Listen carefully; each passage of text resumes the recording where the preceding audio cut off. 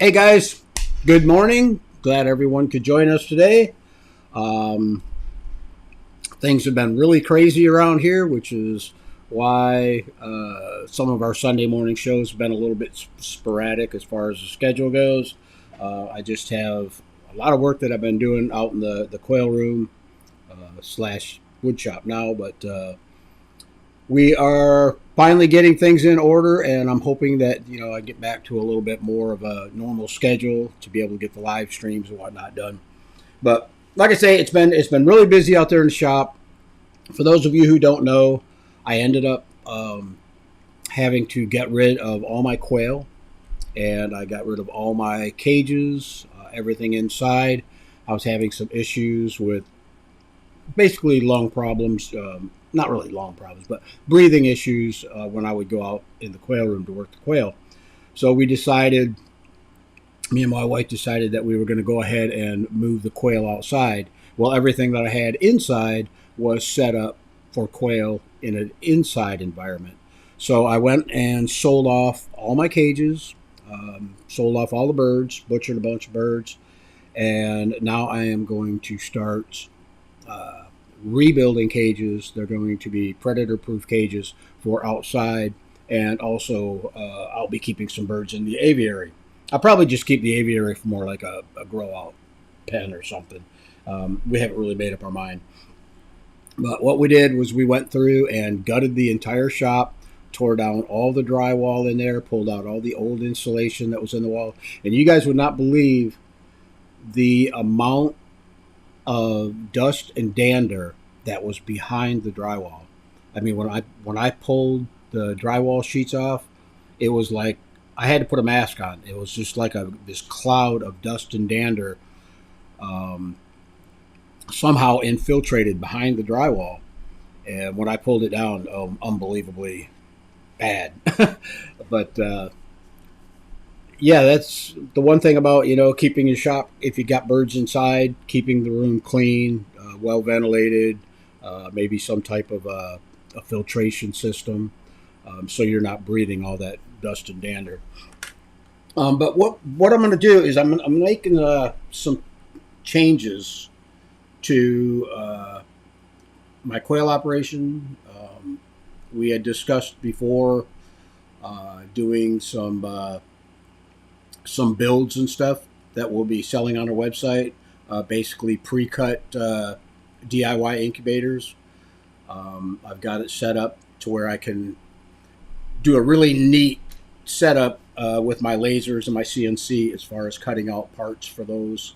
We're going to make those available. I'm also going to start doing cages, brooders, and stuff like that will be selling local. And if I can get it set up to where I can ship, we're going to ship them also.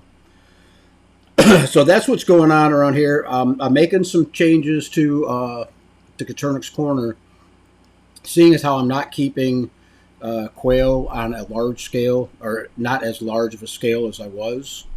It's going to be basically a small backyard operation, maybe 1 or 2 cages plus the aviary. I'm going to document everything on video like we always have, but I am going to start not targeting.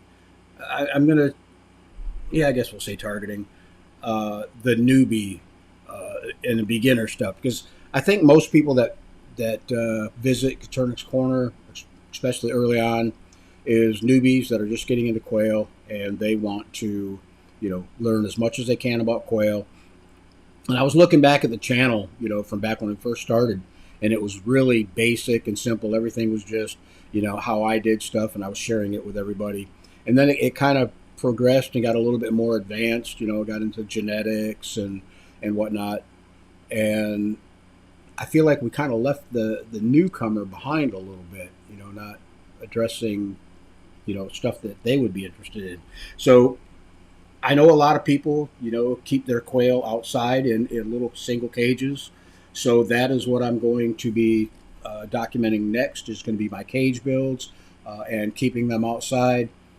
Obviously, I can't do the different seasons like summer, fall, and winter and whatnot. But we can, address a lot of the problems, or not problems, just a lot of the issues that people are always asking about, when it comes to keeping quail outdoors.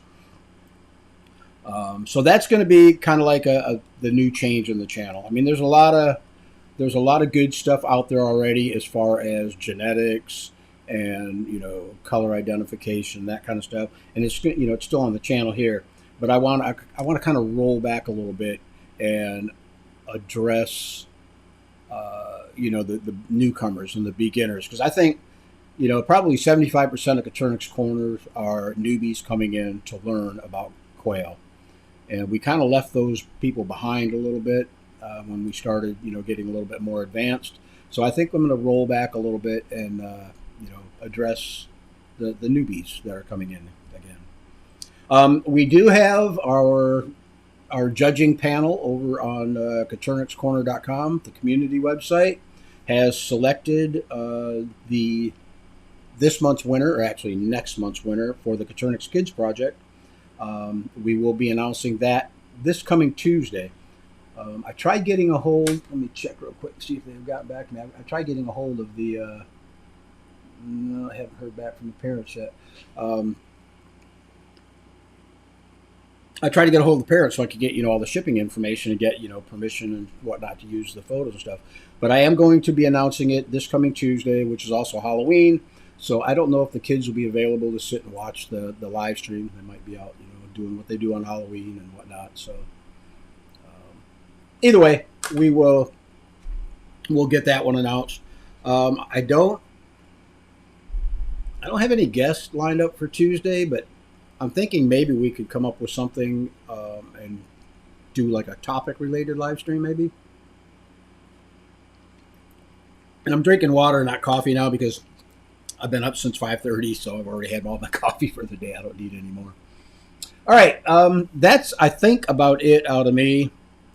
Like I say, there's going to be some changes for those of you who've been around a while. You'll notice the changes, but for the newcomers, this ought to fit right into what you're looking for as far as channel content and whatnot. All right, let me jump over into the chat room here. If you guys got any questions, comments, go ahead and throw them in the chat room now, and we will go through and read all the comments. Dragon Girls in the house. Good morning from Washington State. And why am I not seeing...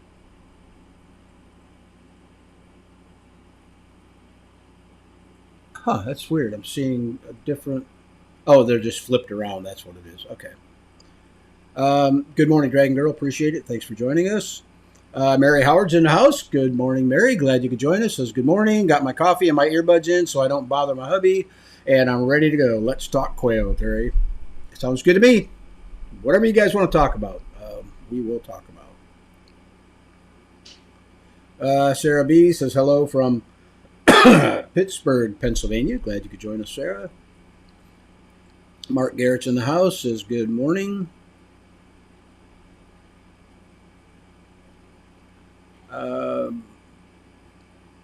I don't know what that first word was supposed to be. Robert's in the house. Says, oh. I don't know what that is, but okay. Samantha Stratton's in the house joining us from Michigan. Says good morning from cold and rainy Michigan. My sister, well, my whole family lives up in Michigan.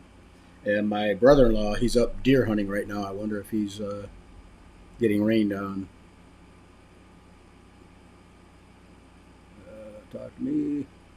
Tracy Boston's in the house. Says good morning, everyone. Fallon Taylor says good morning from Virginia. Glad you could join us.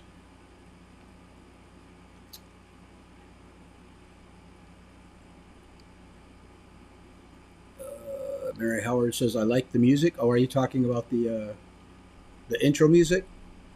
Yeah, I kind of changed that. We got a different setup on Coturnix Corner Live where it's just a whistling, and then I found this music. I kind of liked it. So, Paul Montgomery says good morning. Yes, it is chilly here in Michigan. Yeah, it's that time of year where it's going to be getting colder and colder. Bob Cole's in the house says good morning. Oh, glad you could join us, Bob. Mary Quail's in the house says good morning from Southern Oregon. It's a chilly 18 degrees here. Oh, and Beaky, that is way too cold for me. I don't think I could deal with it. I enjoy my nice warm sunny days, and our rainy season just is kind of ended now, so it's actually everything's drying out real nice. The bees are loving it; they're getting out working. Oh, that was another thing. I went through and I was just doing an inspection. Was it last week? I think it was last weekend. And yeah, it was last weekend. And when I opened the hives, I was looking, and there was a ton of honey. I mean, they're just bringing in nectar like you wouldn't believe. So I went through and I stole 5 frames out of 3 different hives. I took 2 frames from one hive, 1 frame from the center hive, 2 frames from the last hive, and I got 2 gallons of honey out of 5 frames. So that was really a nice surprise from the girls. I do got to do another inspection here pretty soon because you got to make sure that they don't, when they're bringing it in, it's hot and heavy as they are, you don't want them to become honey bound because that can cause them to want to leave the hive. We don't want to run into that. Mary Howard says we are rainy today and cold. I feel sorry for you guys, but I don't miss it, believe it or not. I cannot stand the cold weather. I mean, when I was younger up in Michigan, I'd be out hunting and fishing on the coldest days of the year. I did not care at all. So. Dragon Girl says, just cold and clear here. My garden is frosted over.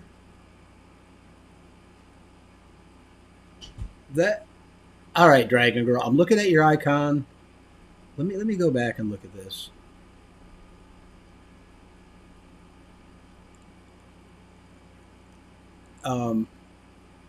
Is that Anita? Anita, are you Dragon Girl? Because that sure looks like your icon on your dog. If not, I'm sorry. Let's see. Dragon Girl says, I pulled up most of my tomatoes yesterday. There's one that is still trying to ripen fruit, but I think the time has run out. It's funny, you guys talking about gardening. We are just now coming into our gardening season. So I'll probably be, breaking out the rototiller here pretty soon and tilling up a little section of our yard for a garden. But yeah, this is the time of year we start putting. You guys are pulling your stuff up. We're putting ours in. Mary Howard says we have had frost a bit too, and a large part of my raised beds are done, but still a few tomatoes. Okay, cool. Sarah says we could do cage stuff on Tuesday. The options and type. That's a good idea. Marius is in the house. Says, hello, Terry. Glad you could join us from South Africa, Marius. Oh, no. Okay, there's Anita. Sorry, Dragon Girl. You see how your icons are very similar? That's why I thought maybe that was Anita's. So Anita says, sorry I'm late. Glad you could join us, Anita. Always. It doesn't matter if you're late or not. Mary Quail says, my tomatoes were robust and hardy one day and dead the next. That's what happens when it goes from lows of 40s to lows in the teens overnight. Wow. Child of God says, hello all. Glad you could join us. Jake Kerr just working on building an incubator, like our video, but my power supply won't turn on my F8 fans. Any advice? The power supply is not turning on the fans. What are you using for a power supply? It should be a 12-volt transformer that you plug into the wall. And if it needs to, if you're using the F8 fans, there are 3 wires. One of the outer wires is going to be hot. One of the other outer wires is going to be your negative, and the center wire is not used. That's just a speed control wire, so you don't have to use that one. Just check your wiring, make sure that that's right, and you may have to flip the positive and the negative around to get them to go. That's a really neat thing that I'm working on. the DIY incubator kit that we're putting together is going to have, well, one, all the foam pieces will all be cut out and ready to be glued up. But I'm thinking of including the fans, the regulator, and the light bulb sockets, as that will be part of the whole kit. I'm still working on it, but the nice thing is, I mean, like, you won't have to cut anything out. All the parts that fit together will be rabbited to where you can just put them together. There's no issue. Just put a little glue in there, and it should go together. The holes for the light bulb sockets will be pre-cut. The interior heat chamber openings are all pre-cut. So yeah, we're working on that. We talked about it a while ago. I think probably 3 or 4 live streams ago, and a lot of people kind of like the idea. So I've been working on it. It's just been working on it on the side. Let's see. For someone who's gotten interested in quail watching channel like yours, I appreciate going back to the basics so I can really see if it's something me and my family would like to start doing. Absolutely. I agree, 100%. Like I say, most of the people that watch Katernik's Corner are beginners. The people that come here and early on and start learning, and I see this all the time. The people that come here and view the videos and interact with the channel and whatnot, most of them are newbies. It seems like after the 1 year mark, it starts dropping off as far as those people go, with the exception of some of the more experienced breeders, the larger breeders, I guess you'd say. They're always interacting with the channel, but I see people, they'll get into it heavy 1 year, and it usually starts right around January, February, March timeframe, with a lot of interest in the channel. And as the year goes on, people go through their hatching cycles and whatnot. And as it gets closer to the end of the year, like right now, we're coming into November already. I'm going to say about a third of those people drop out of it altogether, and then the other half of the people slowly start moving on to more advanced stuff. Like they want to get into genetics, or they want to get into, keeping different colors. Which is cool. I mean, that's the whole point of it. You get into something, you want to advance, as time goes on. But it seems to me like, and I know I'm guilty of it, we're forgetting the new people, I've been interacting probably more with the people that have been around for a while and, are a little bit more advanced. And yeah, I still take questions now and then from, newbies, but it's just not like it was back when the channel first began. So we're going to roll things back, take a step back, and start over with this new keeping quail out in the backyard, like most of the people that visit Katernik's Corner do. Let's see. Dragon Girl says, question: my first hatch is just over 4 weeks old.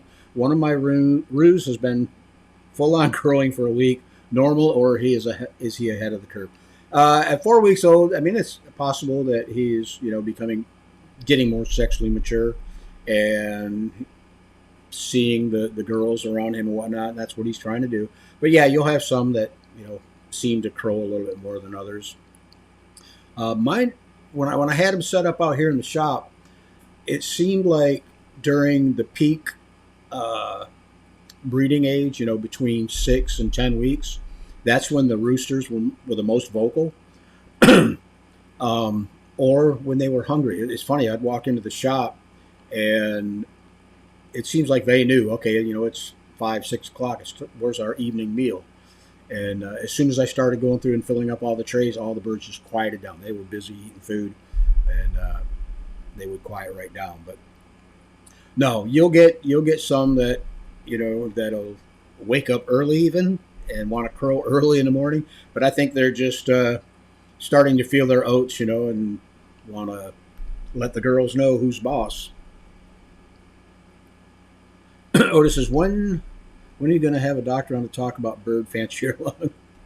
I don't know if I could find a doctor about that would be interested in coming on the channel.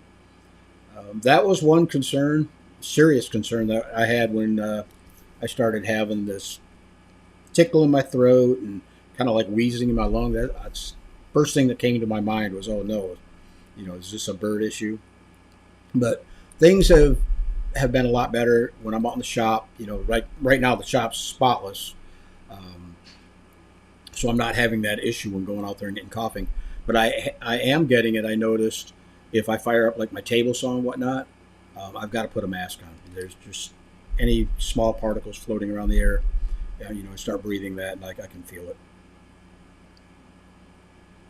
it. Birdhouse's question. I had someone ask yesterday about getting some frozen quail chicks for their snakes. Have you ever done that? Do you need to withhold food for a bit so their crop is empty? Yes, I have done that, and I've never withheld food. I mean, depending on what age they want. Like I've had people that want day-old chicks. I've had people that wanted 3 and 4 week old birds or chicks, and I never worried about when I would dispatch the chicks. And what I'd usually do is cervical dislocation to put the chicks down, and then I would freeze them and sell them to the the reptile breeder, unless they wanted live birds. Obviously, I wasn't going to freeze my live birds. But no, I never worried about the crop. So I mean, I guess if that's something you're concerned with, maybe ask the reptile breeder.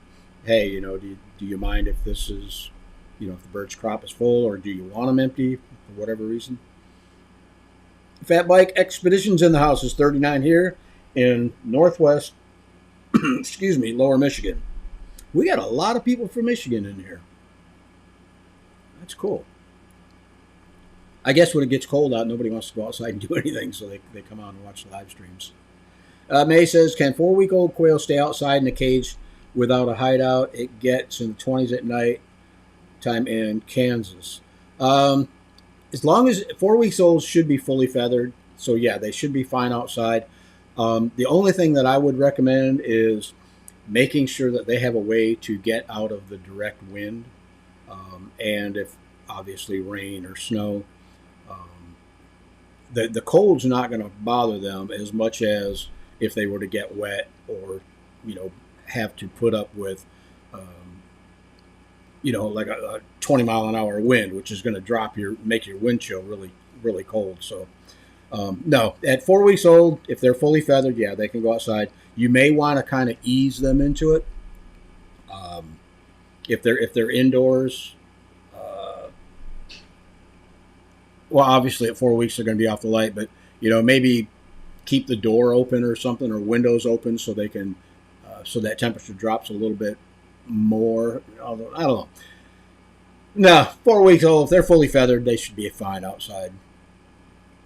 See, that's the one thing I don't have to worry about is weather. I mean, when my birds are fully feathered, which is usually around 3.5 weeks, they're outside in the aviary, and they don't have an issue with it. Don's in the house says hello from South Mississippi. Mary Quayle says it's definitely different from the San Francisco Bay Area. There were 2 seasons there, kind of cold and kind of hot. Here, there's a definite difference between each season. Yeah, I can believe that. We only get extremely hot or nice. I mean, summertime is miserable down here. I mean, you got rainy season. You're either trying to avoid getting wet, or it's just so hot and humid you walk outside and you're drenched anyhow because of the humidity. So Sarah says, all that honey you can get into making mead. I had looked into that once. There's a friend of mine here in town. He's got a lot of bees, and he does that. I don't know. It's something. I mean, we're producing enough honey, and I give a lot of it away to family and friends and whatnot. So, yeah, that's another project. What I want to do is start cutting out wax combs with the honey in it. I just started this year I just started recently, and I'm talking like within the last few months, doing frameless beekeeping. I don't use any of the frames, and I'm liking it because the bees are building out the comb the way they want it. So yeah, I'm thinking about doing the comb, the honeycomb, and see how that goes. Andy Rabbit's in the house. Says good morning. Glad you could join us, Andy. Mary Quail says I prefer cold to hot. You can always put on more clothes, but there's not much you can do when it's too hot. Yeah, I hear you. We kind of more or less do a lot of inside projects during the summer months, opposite of what you would do up north. Wintertime up north, you do all your indoor projects. Down here, for us, it's do all your indoor projects in the summertime so you can at least have air conditioning. But I think as you get older, too, and I know I'm feeling it a lot more because when I first came to Florida, I was 21. I don't remember, 21, 22 years old. I could work outside all day long in the heat and never bothered me. But now it's miserable and I don't like it. Anita says, nope, not me. Yeah, sorry, Anita. I mean, if you look at the icons, Dragon Girl is next. Says, I'm Joelle. My icon's a German Shepherd. You guys are pretty similar. I mean, there's a dog, both green backgrounds. So that's why I mixed it up. Double R Farm says, good morning, Terry. Glad to see you online and better. Yep, getting better every day. Now that I'm not breathing quail dander every, 10, 15 hours a day. And congratulations, by the way, on the hatch. I saw the video you posted. I'm glad you got a good hatch. Tiffany says, hello from Georgia, and my quail is outside pens. I'm starting out myself this fall, so I tuned in just at the right time. That's good, Tiffany. And like I say, we're going to be doing, and I don't want people to think that we're going to just move the channel right back to newbie stuff, but because I kind of have to take a new avenue as far as keeping quail. I'm going to be keeping them outside, in a standard, slightly redneck style cage, and so I've got to change a lot of the way I do things. It's going to be totally different than the way I do things indoors. So, it'll make for good videos. It'll help out, I believe, for the newbies. So yeah, we'll see how it goes. Nita said, "Oh, hi, Dragon Girl, nice pup." Okay. Andrew Rabbit says, "I didn't set any alarms this morning, and you still made it. Glad you could join us." Let's see. Jake says, that's what I got. 12 volts, 5 amps. It does not seem to work. I did try flipping the wires, not using the center wire.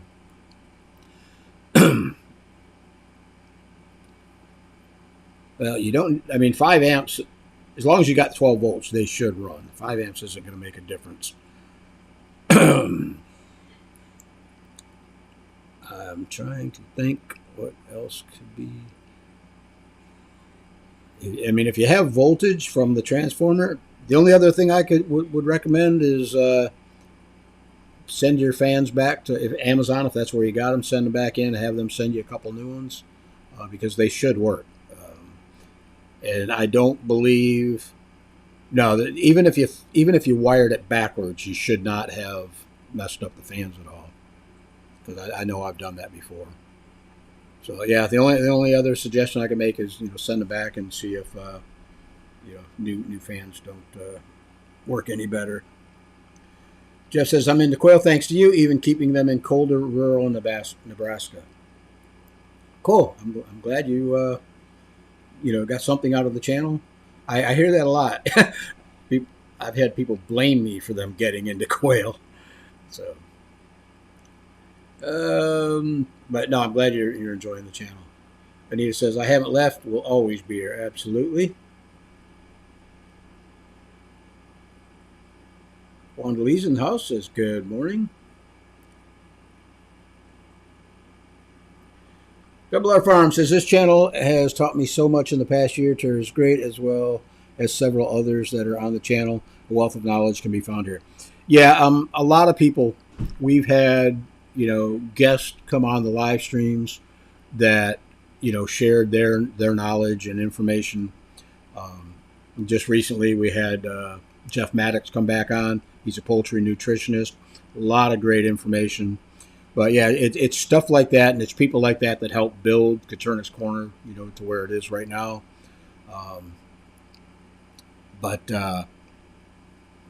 like I say, if my style of raising quail has to change, I am going to share that with you guys again. Just it's got to be pertinent information to somebody out there. Whether it's newbies or whatever. So that's the whole point behind that. Rusty says, "Good morning from St. James City." Another Floridian in here. Just started my quail adventure post Hurricane Ian. Can you discuss aviary options? Um, I can tell you what I did on my aviary. As a matter of fact, there's a video here on the channel. If you look it up, just do a search under the videos tab for aviary. We did a build video on that. Actually, I think I did a couple videos. But the main thing that I would suggest during the aviary, especially out there in St. James City, because you've got some wild animals out in that neck of the woods, make sure it's predator proof, 100% predator proof. And also, if you have the option of using a deep litter method, we have a video on that also. That works really well. That will save you a lot of time, cleaning and whatnot, because all the manure, you've got deep anywhere from 8 to 12 inches of mulch or debris under the birds, and you can just turn that manure right into it. And then, like on mine, I was doing it every 6 or 8 months. I would shovel out all that. It turns into compost. I would shovel all that out, put it in my garden, and bring in a brand new load of mulch. Being in St. James City, I don't know if you guys have any place out there that does it, but here in North Fort Myers, over at the community center, right there behind the library, they give away mulch free. You can go in there and back up with a pickup truck, get a load of mulch, and put that down at the bottom of your aviary, and you're good for 6 to 8 months. Actually, you'd be good for longer than that, but I like to use the mulch or the compost in my garden. But yeah, predator proof, and maybe set up like a decent, or not decent, but like some type of automatic watering system, to where you can fill a 5-gallon bucket and it'll take care of your birds, for a couple days or so. Just saves you a lot of in and out. And the rabbit says, "My quail are in the backyard." I've got a feeling we're going to be a lot of us are going to be saying that. So. Ray Howard says, "I just want my birds to give me eggs and meat. I've been raising quail since June of 22. I'm not really interested in much more. The proper feed with Jeff was wonderful." Absolutely, I agree. I learned a lot from that myself. And that's where I'm going, Mary, is right back to basically where I started at, because the only reason I got into Katurnik's was to have meat and eggs. And then the channel started growing. My interest, turned into like genetics, different colors. Got into, I tested out a whole bunch of different cage systems and whatnot. So I know now what works for me. I just have to set it up outside to where I can continue on. But I'm not going to have the numbers anymore. I mean, my whole plan for this year was with Gulf Coast quail, was to produce hatching eggs to sell. And I was setting up my shop. Before we tore the wall down, my shop could hold 300 birds, which is about what I had when I started getting rid of them. But I was actually working up to 500 birds by expanding the shop. But see what happens. I mean, things change, and we just got to roll with it. But I think now I'm just going to keep enough birds to supply meat and eggs for my family, and maybe have a few live birds that I could sell. Like I could do the aviary thing as a grow out, sell roosters off as feeders or whatnot. So yeah, like I say, things change. Jacek Noax in the house says, "Good morning from Poland." Wow, that's pretty cool. Glad you could join us. Mary says, I have to move my quail to the garage so the water won't freeze. Yeah, that's another issue you guys up north have is frozen water in the wintertime. Um, there is one video, and I don't know if you'd be interested in doing something like that, Mary, but I got one video on here. We had one of our members did a heated and circulated water system, and she had a quail in the barn. So I don't know if that would help you out in your garage or not, but yeah, I feel for the people that have to worry about freezing water. One person, Andy says, my quail will peck at the ice, and that's what brought this to mind.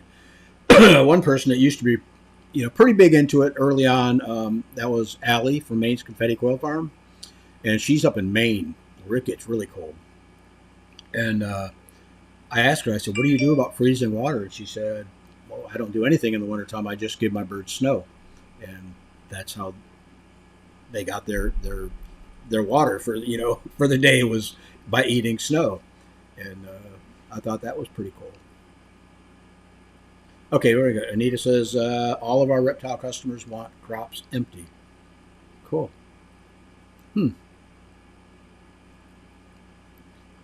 Andy Rabbit says they love to eat snow also. I will scoop up snow for them to play in. There you go. Birds get to play and have something to drink at the same time. See, Mary Quail says, I have chicks in my office right now. It's awful. They're 4 weeks old, but I think they're going to need a heat lamp for a while at night to acclimate them from indoor temps to way below freezing.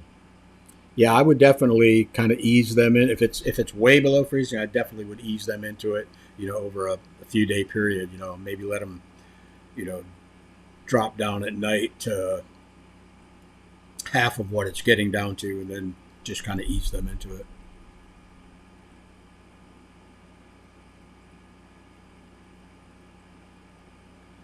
Not talking to me. Andrew Evans says, it's a rainy, yucky morning here right now. Oh. We finally got, like I say, rainy season is just about over with. And we've had a week of really, well, probably closer to 2 weeks of really nice dry weather. And I'm loving it. Oh, I got a question for you guys. I noticed yesterday, I hadn't been out in my backyard. Well, I go out there all the time, but I hadn't been really looking around much back there. And I noticed I've got a lot of moles making their little underground burrows, or whatever you call them, underneath the grass. And how do you get rid of them? I know we had them up north. I don't remember how my dad would take care of that problem, but it's weird. And I hate it when I'm walking through the yard. It's like I step on a soft spot, and I'm like, what's going on here? I guess it doesn't really hurt anything.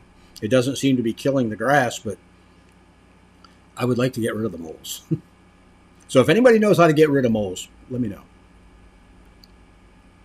Bosrat's Gmail says, hello from New Hampshire. Big fan here. Just popped in. So if I am totally off topic, I am sorry. No problem. Question, best way to grind quail? I think the grinder I have is terrible. Any suggestions? I had somebody comment not too long ago about that, because I give my dogs, I butcher my older birds, and I give the dogs the meat. And what we would do is we'd boil the quail meat and then pull it off the bones, and then chop it up and put it in with the dog's feed. And somebody said, why don't you just give them the whole bird? And I tried that before. My dogs would not eat a whole raw bird. Why? I don't know. They're picky. Somebody else commented that after you cook them, I can just take them up and run them through a grinder, and that would grind up the bones and make it to where they're not going to eat. And they said or recommended it's one of them clamp grinders that you pick up at like Walmart or whatever. I don't think they're very expensive, and you just run it through that. I guess it turns it like into a hamburger. I don't know, but I think I'm going to actually pick one of them things up as soon as I get some more birds going again, and see how that works, because my dogs really love the quail, and I know it's good for them. Let's see. Andy Rabbit says, Mary, thanks, but sometimes I have to scoop it off sometimes, or walk to get something. so I just toss it in the cages of the quail or the rabbit cage. Oh, the snow. Okay, gotcha. Matt Henry says, "Good morning. Glad you could join us, Matt." It says I'm starting with quail now. Cool. Um, do your homework. Check out the videos here on the channel. There's a lot of videos here, a lot of videos everywhere. So do a search on Coturnix, and there's plenty of videos on the channel or on the YouTube that'll help you out. And yeah, Andy Rabbit says it's Terry's fault. I'm a hatchaholic. Yeah, my wife keeps saying that about me. She says, "Why do you keep hatching more and more?" Because I always have outlets for the chicks, and I actually, I make more money selling live chicks, live day old chicks, than I do selling hatching eggs. So, and a lot of the people that I sell to locally don't have, the setup to incubate, so, or don't want to incubate. I don't know, but yeah, I'm the same way. I mean, I had 5 incubators going back to back, just kept on going. And now, I don't know if you can see behind me, probably not. Well, there's 2 incubators there. There's a big Barado on the floor, hatching time incubator over here. The only incubator that's still out in my shop is the DIY box, and that was for measurements and whatnot, for cutting out these parts. Rob G says, "Hello, everyone. Glad you could join us, Rob." Andy Rabbit says, "I didn't know about all the pretty colors till I started watching Terry." Cool. I didn't, well, I kind of knew they existed, but I didn't really pay attention to them. But Allie, Maine's Confetti Quail Farm, she's the one that really got me looking into the different color varieties. She helped me out with the beginner's course on genetics. And if you are interested in genetics, there is a whole playlist on genetics by Allie. She does a really good job of explaining it in layman's terms, so you can understand it. And I'm finding out now, too, that genetics and understanding, color varieties and breeding and whatnot is something you really have to stay up on. I had somebody ask me a question the other day, and it was such a basic, simple question. Now that I think about it, I'm like, how could I be so stupid? But, I had a pretty good grasp on it when I was, working with different colored birds and whatnot. But it seems like when I went back to square one and started just doing, farrows, that all that genetics information and knowledge just kind of went out the window. Either that or I'm getting old and stupid. I don't know. Let's see. Mark says, "Hen, are your new videos going to start?" Oh, when are your new videos going to start? This week is finishing up out the shop. I've got to build some stuff out there. I'm getting the shop put back together. It used to be a wood shop years ago.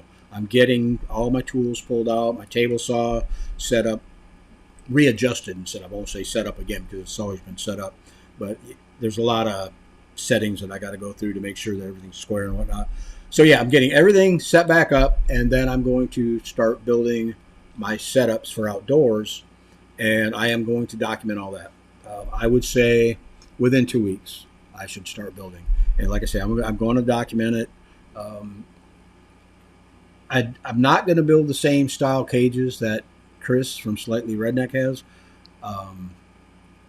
just because I really don't need that enclosed half like he does down here in Florida. But I don't know. We'll see. Everything's still on the drawing board, but when I get it done, I will share it with all you guys. Underhill says, "Happy fun time forever." Absolutely. Nita Garrett says, "Yes, always great info. Everyone raises slightly different, and it's all about what works for them. We are also going to outdoor cages. We will be building soon. We'll have our line back on the farm." Cool. I am so glad, Anita, that you are not giving up on quail altogether, because I was kind of thinking that's the way you were leaning. But I'm really glad to see that you're getting back into it. Do you still plan on selling hatching eggs again? Or are you just setting up more like a homestead meat and egg type of deal? Underhill says, "Just use a cattle tank heater." There you go. Anita says that's what we are going back to. Also, homesteading is what got us started. We will not be shipping eggs. Oh, there, she answered it already. Any extras will be sold as pickup only. That's one of the things that I'm going to do. Also, Anita, is everything that I sell is just going to be local stuff.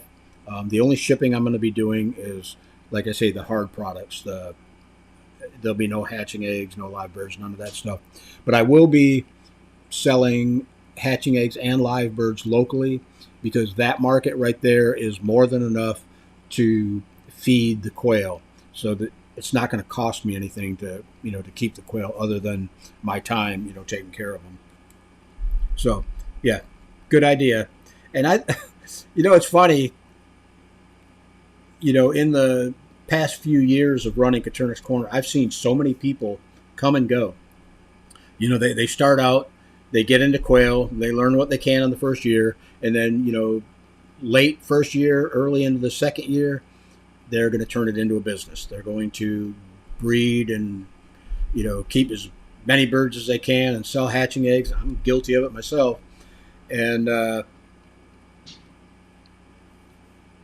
it's amazing how many of those people started and then, for whatever reason, dropped out of it. They just, decided, okay, selling hatching eggs isn't for me, or they got tired of dealing with the people complaining about poor hatch rates and stuff like that. There's a whole art to selling hatching eggs, over shipping hatching eggs, I should say. Yeah, there's a lot you got to know. There's a lot you've got to put up with. So I think a lot of people end up doing that. They get started, they go full circle as far as turning it into a business, trying to get as big as they can, hatching out as many eggs as they can, stuff like that. Back to, all right, we're getting back to the basics. This is what I need from the quail. And, I think you'll find out you don't need to have 300 or 500 birds to support your family. So anyhow, that's where I'm going with it. I'm glad to see that Anita is going back to that also. Everything comes full circle, so they say. Andy Rabbit says, I'm going to be building a quail enclosure to put the quail cages in. It's going to have a roof and open wire sides. I can put a tarp wall up for windy winter days. Absolutely. And I actually thought of doing the exact same thing. I've already got an existing aviary out back. I thought, why have to build all new cages when I can just take my existing cages, put them in the aviary, and, keep my birds like I have been. Two reasons I'm not doing that. One is I don't want to have to be cleaning cages every day, going out there cleaning trays and whatnot. I'm trying to get away from the dust and the dander. So if I can get to where the birds are in their cages, well, okay, we're going to have the aviary, which has the deep litter method. There's my compost. I go out there, every 6 months or so, or every month or so, flip that over. Every 6 or 8 months, I empty it out and redo it again. But my cages, the way I'm going to have them set up is all the manure is going to drop on the ground, and they're going to be dropping into a compost bin. And down here we have a ton of black soldier flies, so they'll keep that compost going. I'm trying to make it as with the exception of feeding and watering, pretty much a hands-free operation. Least amount of work as I can do. But that's a good idea, Andy. Tarp wall, to keep the cold off them. That'll work perfect. And that's what I have on my roof, is also a tarp roof on my aviary. And that works really well. Each tarp, I buy the medium grade tarp from Walmart, and they last about 6 months. The sun eats them up. And I even tried rolling exterior grade house paint on the tarp and then put that up there. But with the wind and stuff making it flap, the paint just chips off. So as cheap as tarps are, I figured I'd just put a new one on, every 6 months or so. Okay, this is different. Juicy fruit gum to get rid of moles. How does that work? Because I have absolutely no idea. What do I do? Andrew Rabbit says they eat it and then stay full so they don't eat.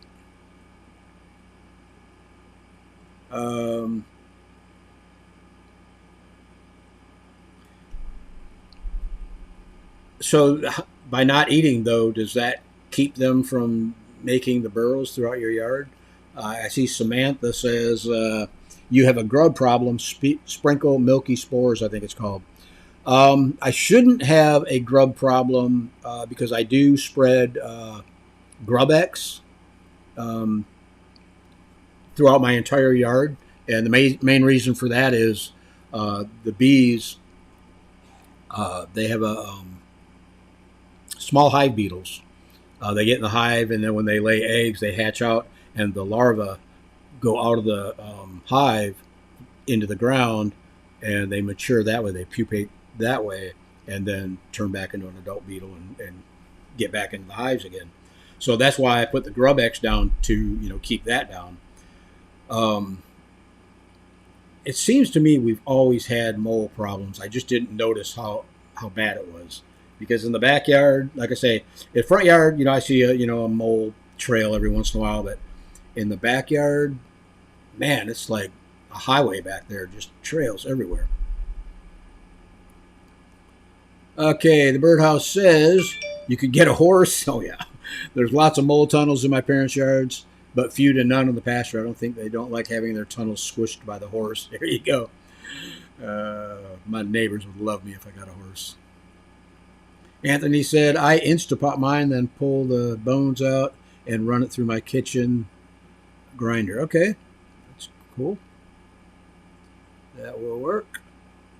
Anthony says, good morning, sir. Good morning. Glad you could join us today, Anthony.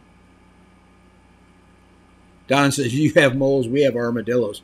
We have the occasional armadillo comes through the yard and does his, rooting around in the grass, but yeah, I think I'd much rather have the armadillos than the moles.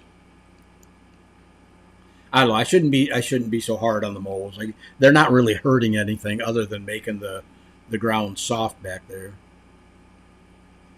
Andy says if you pressure cook the bones, they will turn into powder when you grind them, so you can make bone broth and use the bones as a powder for the dogs or garden bone meal. Cool.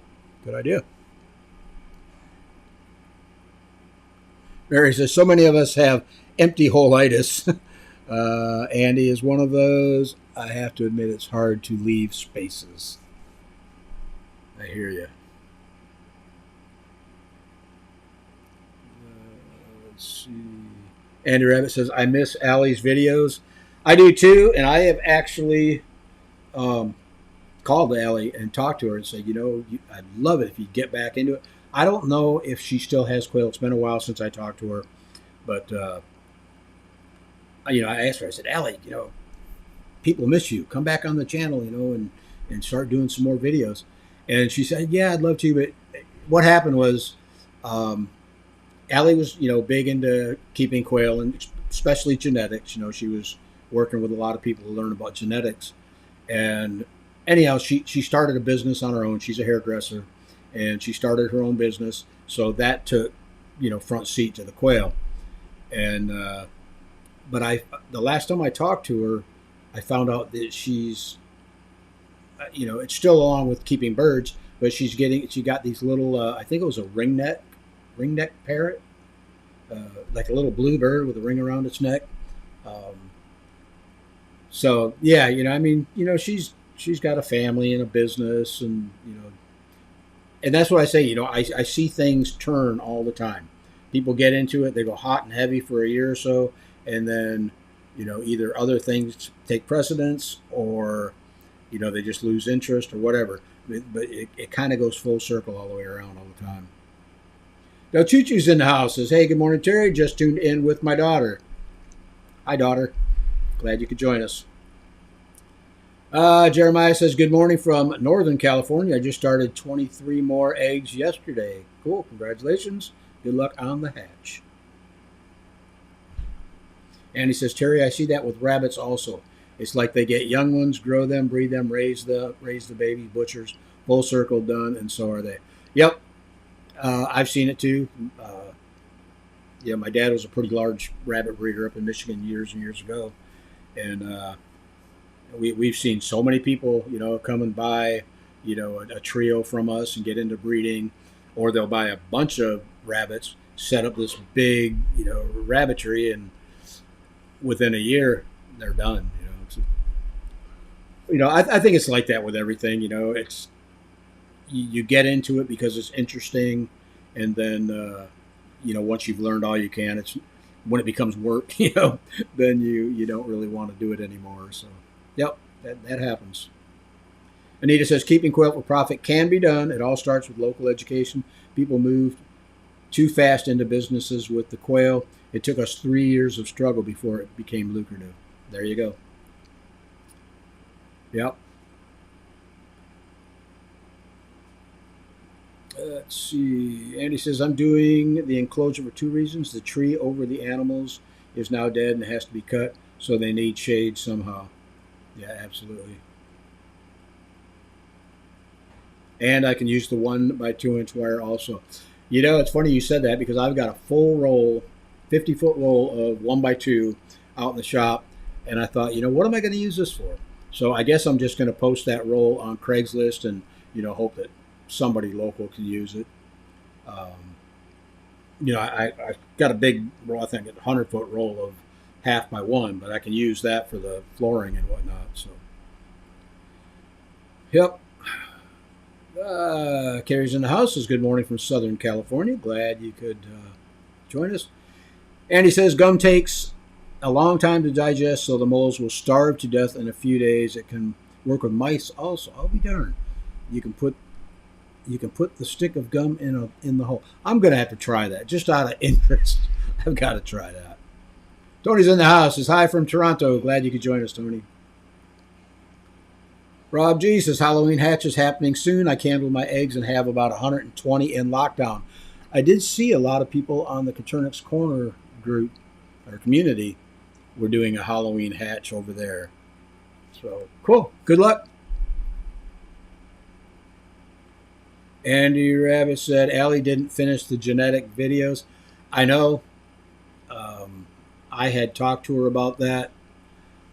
It's funny. She was doing videos like she was putting 1 or 2 out a week. And then the last video, she said, okay, tomorrow I'll be doing this. And I never got a video from her, and I messaged her and emailed her. And she just got, she told me she just got so tied up with work and,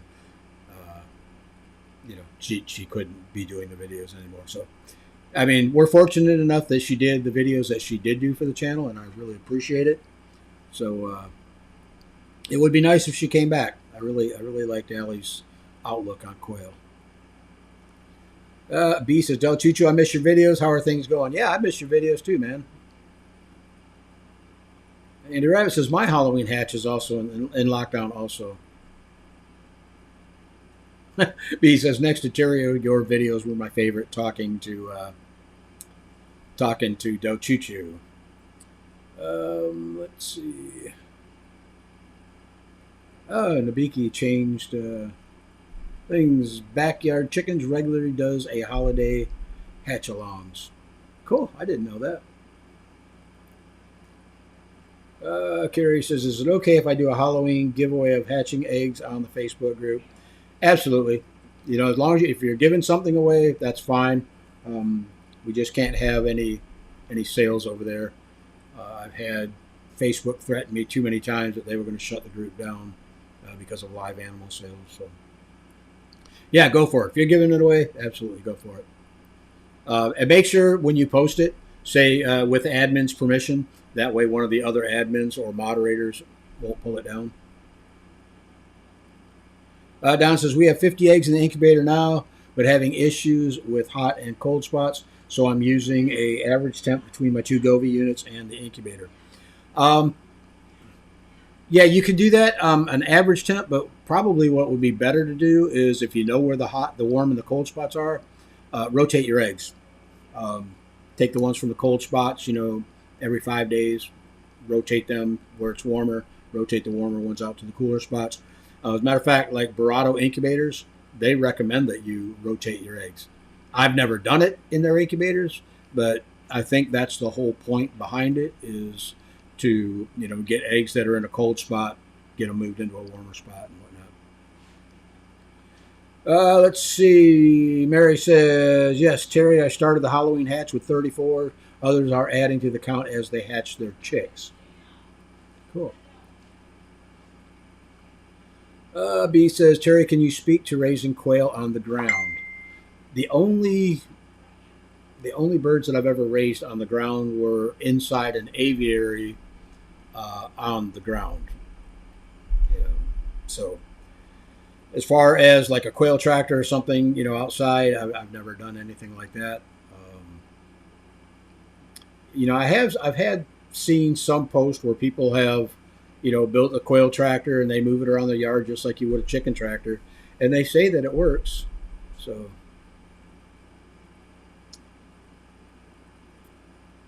See, Nabiki says, I figured out what was going on with Firefox and YouTube. I used Edge for my Mary Quail account. Gotcha. I was wondering why you switched accounts. Carrie says, awesome, thank you. No problem. Nabiki says, my Barado is the only incubator that I've had that I haven't found warm and cold spots in. Me either. Well, I've got the Lumia 16. That one seems to be more consistent, probably because it's a smaller incubator. My Real 49 at the very far corners seems to be the cooler spots. But, I mean, they both work, really well. So, Dragon Girl says, didn't realize we had so many Halloween hatches here. I have 22 on lockdown right now. Cool. Good luck. Here you go. Nabiki says, I raised my birds on the ground. I use fallow garden beds and more of them around every 4 to 6 months. Oh, and move them around every 4 to 6 months. There you go. Double R Farms says, everybody likes the idea of farming, but nobody likes the work that goes along with it. They don't do all their homework first to work. You're right. I would have to agree 100% on that because, people get into, I won't say I'm guilty of it because I didn't really mind working with the birds, but they get into it, they get bigger than they planned on. And when it starts turning into work, it stops becoming fun or as much fun. So they just slowly lose interest. Yeah, I've seen it a million times. Well, not a million, but a bunch. Don't know who that one is. Rob G says, for anyone using the little giant incubators, can you spin the top every day or two to get that hot, cold temp rotation a bit evened out? That I don't know. I've never tried. I've used little giant incubators in the past, but believe it or not, that was for reptiles. We were hatching out bearded dragons and leopard geckos and whatnot. So I've never used them for hatching quail. The only thing that I would recommend, if you've got severe warm and cold spots, it's got to be a circulation issue. It's not moving your air around to where you've got an even temperature throughout. So if you don't have fans, I would advise putting a fan. I don't know if I know some of the little giants are still air incubators and some are circulated air. But if you have a still air, I would recommend putting a fan kit in it. I think you're going to do a lot better. Nabiki said, talking to B says, pros, they get more space and a more natural environment. They get to dig in the dirt, they eat bugs, and fertilize my beds. Cons, you can't keep as many birds. There you go. Nabiki says, since I raised mine because I don't like how the meat industry raises animals, that's not a con for me.